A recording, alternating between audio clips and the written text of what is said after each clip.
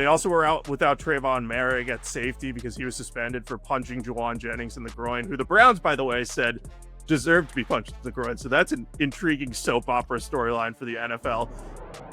All right, everybody, and welcome back. As always, I am your party host, Joe Rivera, and along with me, as always, is one of the preeminent ball knowers of USA Today Sports. You know him as Jacob Camenker.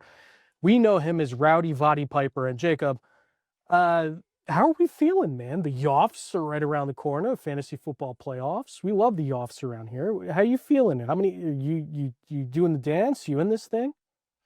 The best way to describe my playoff status, Joe, if you're going to call me Rowdy Voddy Piper, They Live is probably the best way to get this about. One of the best movies he was ever in. But I'm alive. I'm not in great shape for any of them, but I got to chop for a win-in. I feel like there's a lot of fantasy managers out there in the same boat. It's been one of those up and down years for my teams. I think a lot of people are in the same boat with all the injuries. So try to get people through, try to make those good start-em, sit-em decisions, and navigate this last week of buys, man. Dude, having buys the week before the fantasy playoffs, that's a brutal, brutal thing for people trying to win their way in.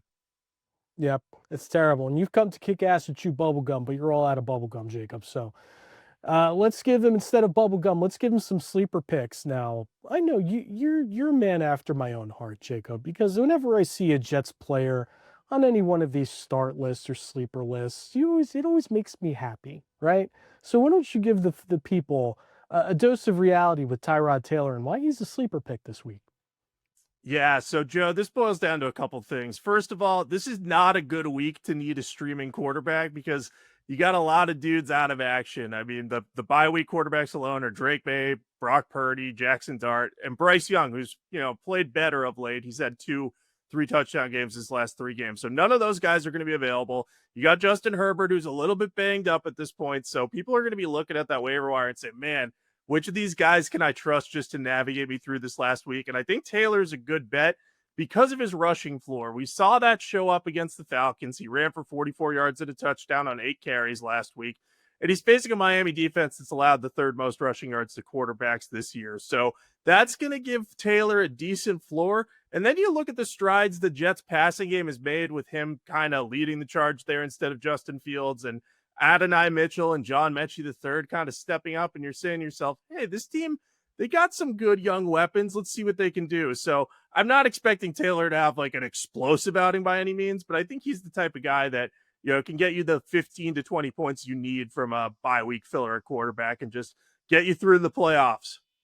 Yeah, probably not a lot of fantasy managers out there relying on Adonai Mitchell and John Mechie at this point, but the one thing you can say about the Jets offense is that it's definitely Tyrod Taylor's a guy that's going to let it loose a little bit more than Justin Fields did this season, obviously. So obviously still without Garrett Wilson, Breece Hall still in the equation, Mason Taylor.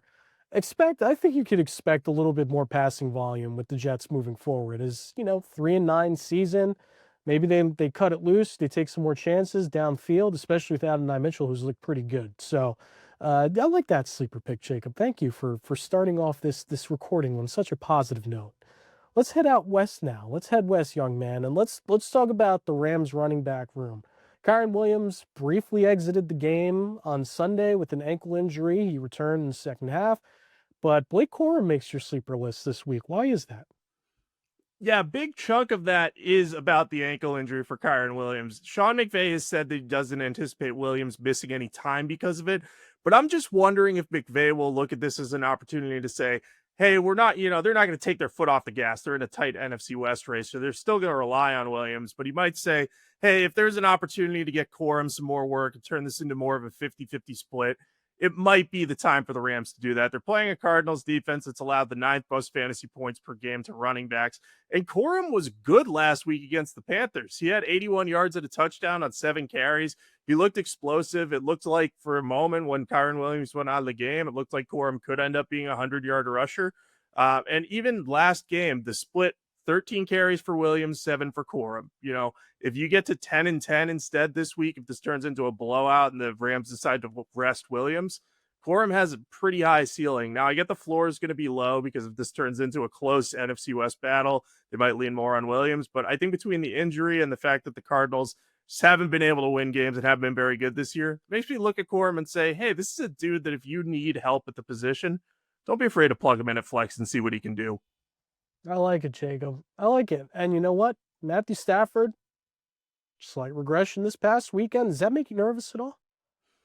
Not so much nervous. I think it's just a blip on the radar. I mean, I think no one expected it to come against the Panthers, missing their top cornerback, J.C. Horn, to a Chris concussion. Boombaka's Panthers. Chris Boombaka's feisty Panthers. You're right. They're Boom's Panthers. And then, they also were out without Trayvon Merrick at safety because he was suspended for punching Juwan Jennings in the groin, who the Browns, by the way, said deserved to be punched in the groin. So that's an intriguing soap opera storyline for the NFL at this point. But yeah, no one expected Stafford to struggle in that matchup, but that happens to the best quarterbacks in the league. I think he'll get back on track against the Cardinals. But if, to your point, he struggles with interceptions again, then we'll be starting to talk about, all right, he's got to iron things out before the playoffs. So it'll be interesting to see what he does. Which fantasy player do you think deserves a punch in the groin? No, I'm just kidding. You don't have to answer that. All right, let's head up to Detroit now. It's the Motor City, but TeSlaa has been the subject of intrigue, especially after his breakout game on Thanksgiving. What do you think? Why does he make your sleeper list this week? Yeah, so this is all about injuries, Joe. Injuries a matchup here. Detroit's banged up at the receiver position. We don't know if Amon-Ra St. Brown is going to play right now. He's nursing an ankle injury. And look, it's a short week. I know they had the short week last week, and they had technically a full week to prepare for their second consecutive Thursday game. But the Lions aren't going to be looking to rush Amon-Ra back into action, even as they're fighting for a playoff spot, and even with how critical their game against the Cowboys is. But it isn't just Amon-Ra that they're missing. Their usual number 3 receiver, Khalif Raymond, is also dealing with an ankle injury, and he's doubtful to play. So if both of those guys miss the game, TeSlaa is going to be able to work as the number 2 receiver across from Jameson Williams. And this matchup against the Cowboys is a really good one for TeSlaa because Cowboys have allowed a league-high 21 receiving touchdowns to wideouts this season. And TeSlaa has good size, Joe. He's 6'4", 215 pounds. He made a circus catch back in week 1 against the Packers where we were all saying, oh, man, this guy could end up being really good. Hasn't got the opportunity yet, but this feels like a real breakout spot for him, especially after he caught a touchdown on Thanksgiving, again, against the Packers defense. It's been very good this season. So, Jacob, I just want to touch on the Lions offense real quick. And I know you're a big Lions guy. Dan Campbell takes over play calling a couple weeks ago. What effect has that had on a fantasy level, on a Lions offense level? What's your biggest takeaway there? Yeah, I think the big takeaway is coming out of the bye, they really wanted to get Jameson Williams more involved. He hadn't been as involved. And since Dan Campbell has taken over, yeah, Williams did have one game where he had 0 catches during that time, but there's been a more concerted effort to get him the ball. And things have just seemed a little bit more smooth for the team. And that's not a big surprise because John Morton came to the team after time with the Broncos. He had spent, I believe, time with the Lions before that, but it was still bringing him in to operate the same offense, but it was an offense he was a little less familiar with. Campbell's obviously been there for years and years now. He had a good working relationship with Ben Johnson. So I think there's just been an increased comfort level with Campbell calling the plays. I still don't think it's that big of an indictment of John Morton and the job he was doing. I think it was just the reality of hey, we lost a lot of continuity this offseason, and we have to have some of that stay. So the way to do that is to have Dan Campbell start calling the plays. But I think they've been solid on offense, all things considered. They've lost some close ones, and they've had some tougher battles this year. They don't match up well with the Packers, and they've dropped a couple games that they probably shouldn't have. So we'll see if they can make a playoff push, but I do think they've kind of done everything they need to put this team on the right track. But if they lose to the Cowboys, Joe, their path to the playoffs is, I don't want to say non-existent, but it's going to get really narrow.